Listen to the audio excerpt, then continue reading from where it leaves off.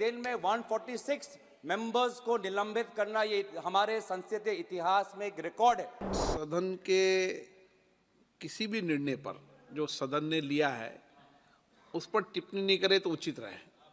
अब ये सदन या ये संसद लोकतंत्र का मंदिर नहीं सर, ये एक विशेष सम्राट का जीता जागता राज दरबार धीरे धीरे बनता जा रहा है। आप संसद पर ही आरोप लगाएं।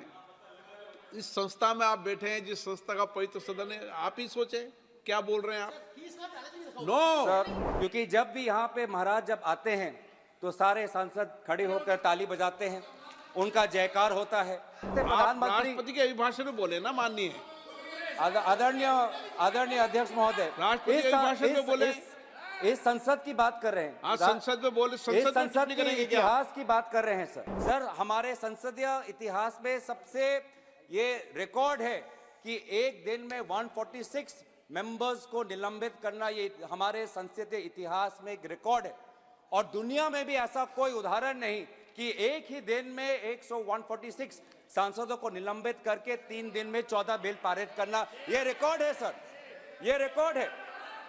तो इसीलिए सर एक महिला सांसद को भी निष्कासित किया गया। तो ये पूरे जो संसदीय जो मर्यादा है सर, बार बार हम देख रहे हैं सर। एक मिनट आप भी चुप रहो। मैं माननीय सदस्य से अपेक्षा करूंगा कि वो सदन के किसी भी निर्णय पर जो सदन ने लिया है उस पर टिप्पणी नहीं करे तो उचित रहे। बोले आप, कोई दिक्कत नहीं सर। 2014 के बाद हम इस सदन को लोकतंत्र का मंदिर के तरीके से, लोकतंत्र का मंदिर कहकर हम इस सदन को सम्मानित करते हैं। लेकिन सर 2014 के बाद धीरे धीरे हम एक सुनिश्चित योजना सत्ता पक्ष के द्वारा देख रहे हैं।